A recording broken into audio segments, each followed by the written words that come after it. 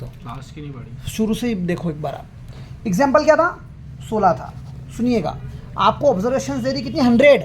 x1 x2 x3 up to x100। सुनिएगा, इसका mean x बार निकाल लिया मैंने। x1 plus x2 plus x3 up to x100 divided by 100 कर देंगे तो मीन आ जाएगा। ये मीन आपको दे दिया क्वेश्चन में कितना? 40। समझ में आ रही बात?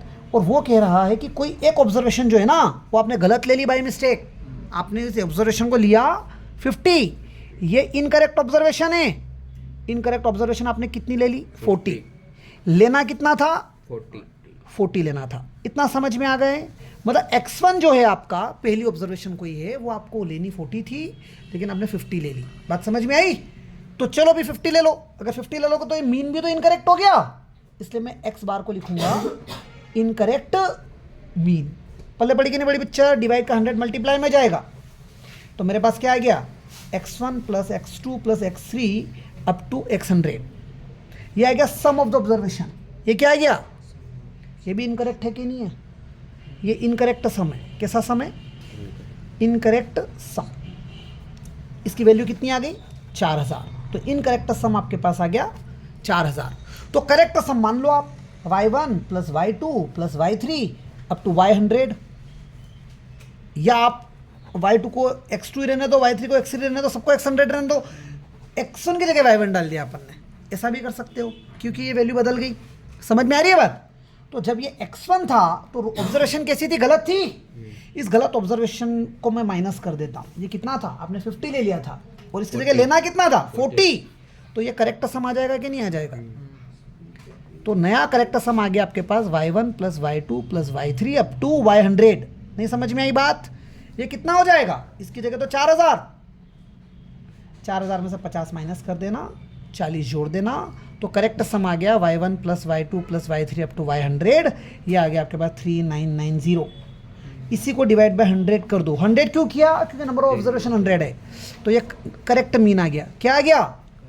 Correct mean. करेक्ट मीन कितना आया? y बार कितना आ गया? 39.9। अब जहां पर भी मैं करेक्ट मीन लिखूंगा, आप डायरेक्ट वैल्यू याद रखना 39.9। जहां पर भी मैं इनकरेक्ट मीन लिखूंगा, आप वैल्यू कितने याद रखना? 40। समझ गए? वो जो ऑब्जर्वेशन गलत थी वो थी 50, उसकी जगह सही वैल्यू कितनी डालनी थी? 40। इतना समझ गए? अनग्रुप्ड डेटा में स्टैंडर्ड डेविएशन सिग्मा का फॉर्मूला होता है रूट के अंदर समेशन एक्स आई का स्क्वायर अपॉन में एन माइनस एक्स बार का स्क्वायर। डायरेक्ट लिख रहे हैं अपन, कोई वो सिंप्लीफिकेशन यहाँ नहीं कर रहे हैं। समझ में आई बात? तो let it be sigma x, लेकिन मेरे को तो करेक्ट डेविएशन निकालना है ना, तो करेक्ट डेविएशन हो जाएगा सिग्मा वाई। ये हो जाएगा रूट के अंदर सिग्मा वाई आई का स्क्वायर अपॉन में number of observations minus X bar का स्क्वायर। इस तरह से यहाँ पर आ जाएगा वाई बार का स्क्वायर। आप वाई बार निकाल चुके हो 39, कितना? 39.9। आपका एक्स बार था 40 का स्क्वायर। समझ रहे हैं आप मेरी बात? माइनस की जगह माइनस, रूट का मैंने स्क्वायर बना लिया।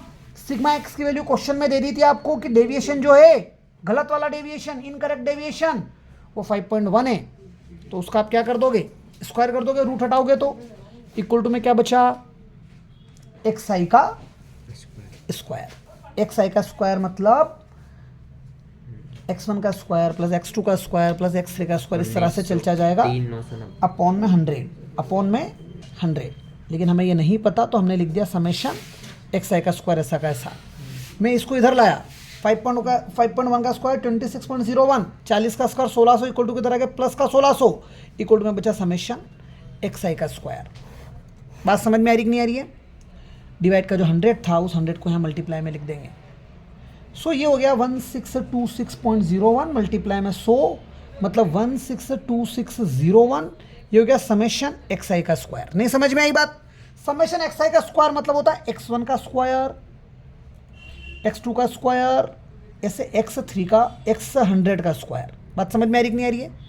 मुझे तो चाहिए भैया y1 का स्क्वायर चाहिए, y2 का स्क्वायर चाहिए, y3 का स्क्वायर चाहिए, अप टू y100 का स्क्वायर चाहिए। मुझे तो ये चाहिए ना। और ये ऑब्जर्वेशन कैसी थी? गलत थी।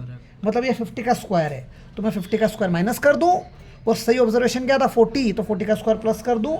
ये पूरा मुझे क्या दे देगा, वाई आई का स्क्वायर का समेशन दे देगा।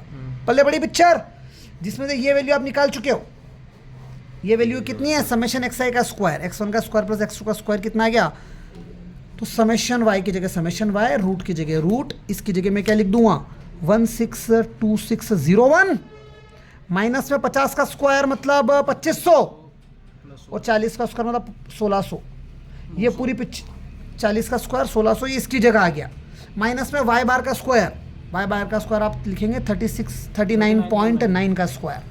आप इसे सिंप्लीफाई कर लीजिएगा, प्लस माइनस करके माइनस में इसका स्क्वायर करके माइनस कर देना और उसका स्क्वायर रूट ले लेना। समझ में आ रही है नहीं आ रही है बात?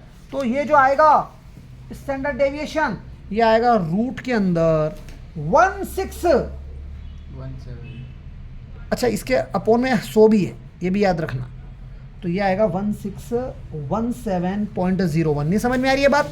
माइनस में 39.9 का स्क्वायर आएगा 1592.01। क्लियर है कहानी? ये बचेगा रूट के अंदर 25, इससे हम लिख देंगे 5। समझ में आएगा? कहानी क्लियर है कि नहीं क्लियर है? दैट्स